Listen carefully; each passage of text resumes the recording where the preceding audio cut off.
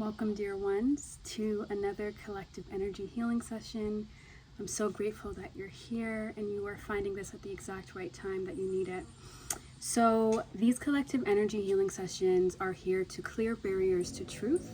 They're here to restore balance in our relational field within ourselves, within our relationship with other humans, with the beyond human world, with the earth, and with the great mystery that we are all a part of.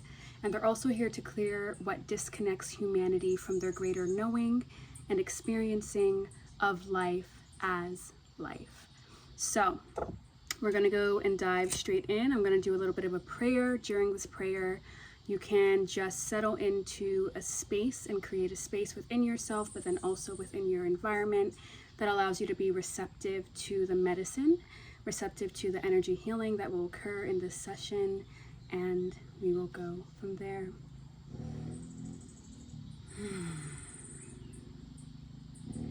Creator, Mother, Father, I thank you so dearly for allowing me to be a vessel for your highest healing, for the collective in which I am here holding space for.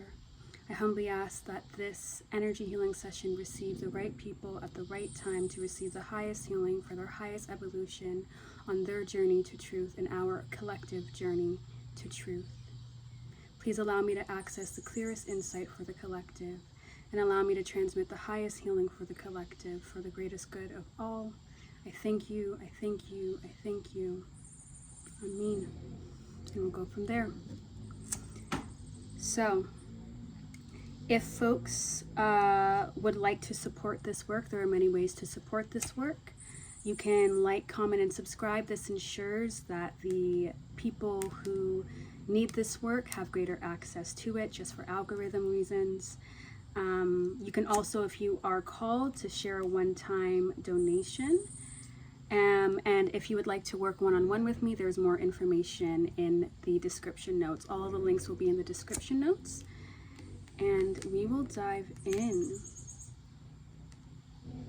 I'm lighting some cedar that I was gifted last summer, and some sage as well.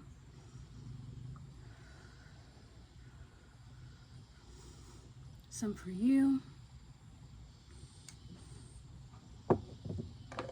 Alrighty, where are we beginning? So we're going to begin within the philosophical framework of this work. We're clearing some barriers to truth: 0 to 10, 10 to 20, 20 to 30, 30 to 40, 30, 31, 32. 32. Wow. 32 is linearity. This is a big one. We live in a culture that really promotes linearity as the one singular truth of reality, and that couldn't be further from the truth. It can actually be a deep, deep, deep limitation. And the large majority of things that we experience in the larger experience of reality is rather cyclical and rather almost like fractal. Things are never really straight. You can even see this when you're flying in airplanes. Nothing created by nature really exists in straightness at all. So let's see, is there something specific about linearity that we're working towards? All right.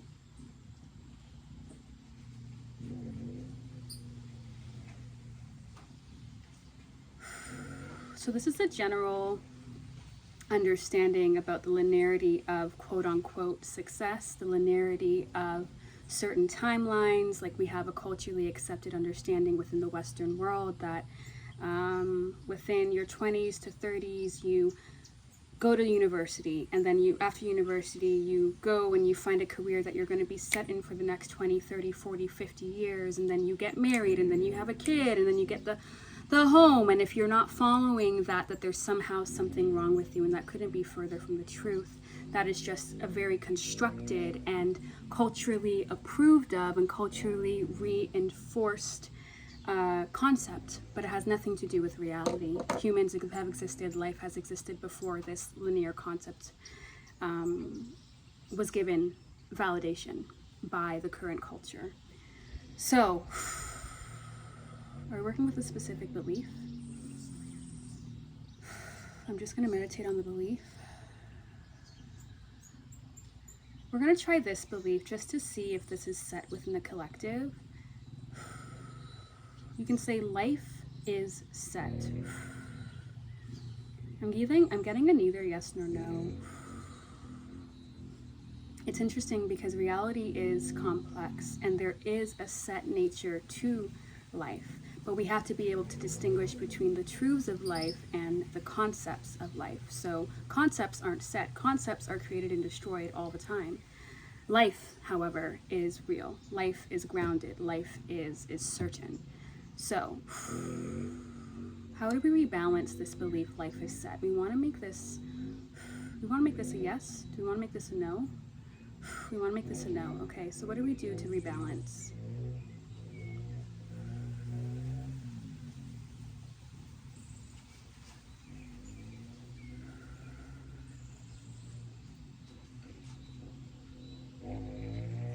All right, so what I'm getting right now is that we're going to be placing, is this for me to do or for us to do collectively? Okay.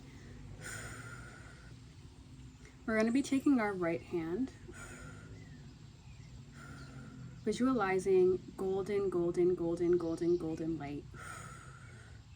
And we're just going to hover this over our crown chakra at the top of our skull and allow it to pull over our crown, into our crown, so we can receive highest guidance, highest clarity from life.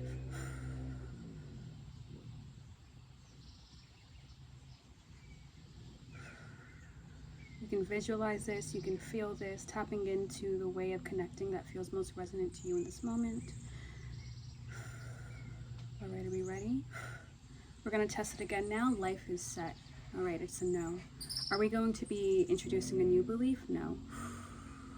Okay, is this cleared? Yes. Beautiful. Moving forward, are we in the philosophy? Are we in seeds? We're going to be moving forward to seeds of knowledge. 0 to 10, 10 to 20, 20 to 30, 30 to 40, 37. What is 37? Resistance. I'll read it out. Resistance is a barrier to closeness. Do not resist that which you truly desire. Let go of resistance. All right, is there some resistance that we're clearing? Neither yes nor no. Is there a message? Is that the message? Yes, so that's the message. So you can just say, I clear resistance energy. Neither yes nor no. What's the blockage? Okay, the blockage is fear. Is there a particular fear?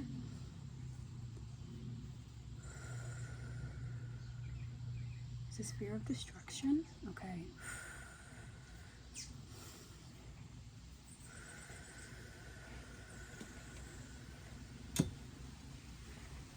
Are we doing anything about the fear of destruction? No. Just naming it. Okay. You can say, I clear the fear of destruction. Yes. Yes, that's good. All right. I let go of resistance. Yes. I'm noticing a lot of that energy on my back. Resistance energy. All right, are we moving forward? Yes. Let us see. Philosophy, seeds, more seeds. 0 to 10, 27. 27. This one came up in the healing session I just did for myself earlier today. 27 is called essence, and it says, cut through, be essence. Now, we live and engage with a reality which we are blessed to be able to engage with this reality through different forms, through our thoughts, through our minds, through our intellect, through our intuition, through our emotions, through all of these. And these are gifts. We're not here to resist or reject any of it, but to actually drop deeper into the full experience of these ways of connecting to and relating to life. But one of the ways in which we are being called as a collective to experience life is from a deeper point of essence. And this is really tapping into, in some ways, the part of yourself that is unchanging. This has many names. It's the Atman, it's the consciousness, the pure I am, all of these different things. This essence is something that's universal. Humans are not the only ones that have this essence. This plant beside me has the essence. The air is that essence. The lizard playing over there is that essence. Everything that is and everything that is not is essence. And so what we want to do in our own healing work, and as it is that we evolve as a collective, as a species, as life, we want to be able to cut through these what can be perceived as limitations, or how it is that these ways of knowing and relating and experiencing reality can have distorted ways, what's the message? Can carry distortions that block our knowing of ourselves as essence and our knowing of others also as that shared essence, others as that shared essence. Is there more message there? No. Is there anything that we're doing here in regards to beliefs? Anything else? No. So if we are able to tap into and begin to navigate reality through our essence, we can be present with everything from a greater point of power.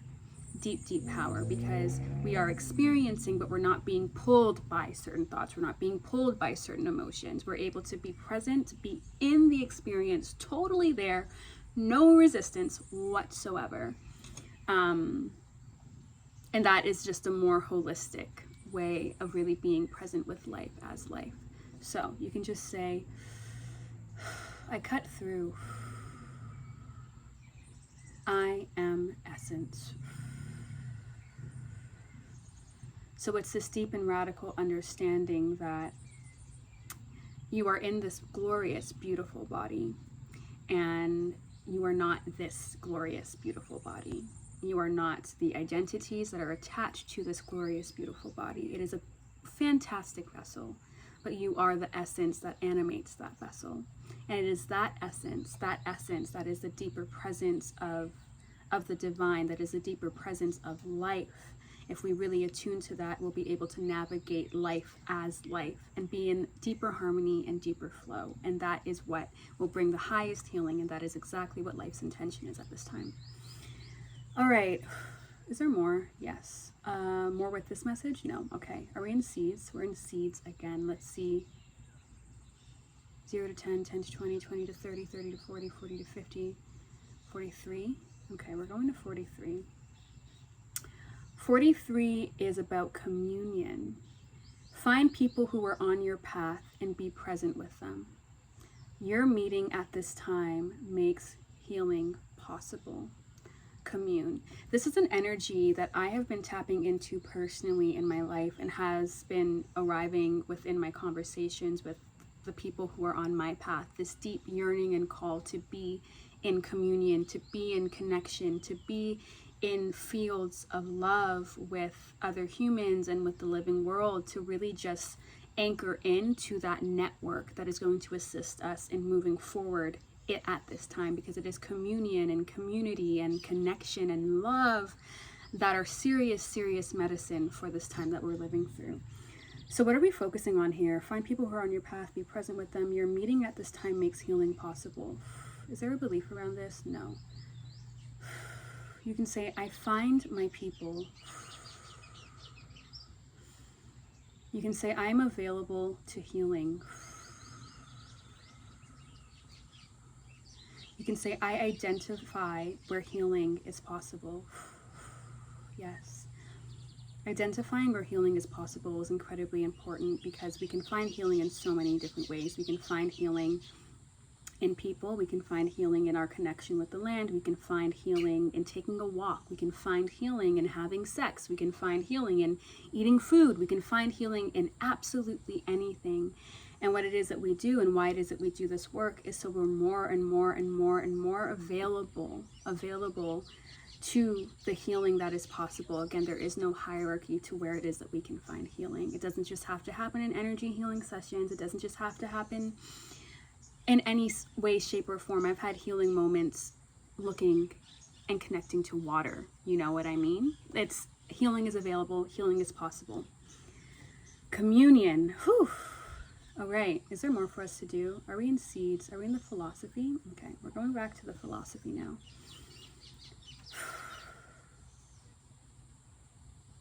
types of energy, types of dark energy. We're going to be clearing some dark energy. 27. 27, dark energy of horror. We've been clearing lots of horror energy lately.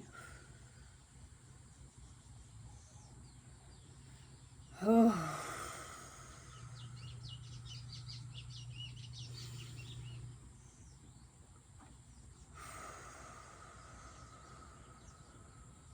Okay. When you're ready, you can say, I clear dark energy of horror.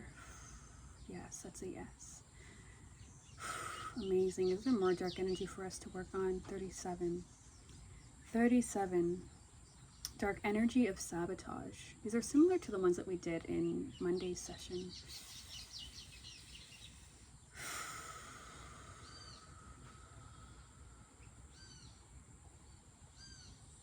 You can say, I clear the dark energy of sabotage.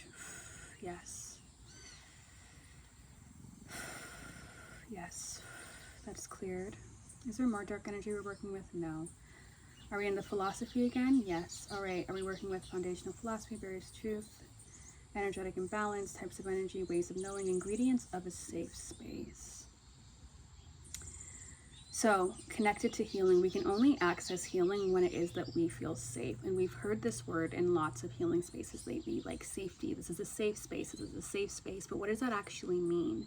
And within this modality, we talk about safety, defining a few key characteristics, which I'm going to name. But the safety is about cultivating the safety within yourself, safety within your relations, safety within the whole relational field. And what it is that we want to do is expand our capacity to be in safer and safer and safer spaces by ourselves becoming safer and safer and safer spaces. For example, let's think about emotions. For lots of people, things like crying or feeling anger or feeling desire don't necessarily feel safe, right? But there's nothing unsafe about these things. It's just our conception about what those things mean, and whether or not we think that there's shame around it, that doesn't allow us to connect to the kind of healing that can be available through those channels. So when we expand our capacity little by little to be safe, and safety, the ingredients of a safe space in this work is the capacity to relax.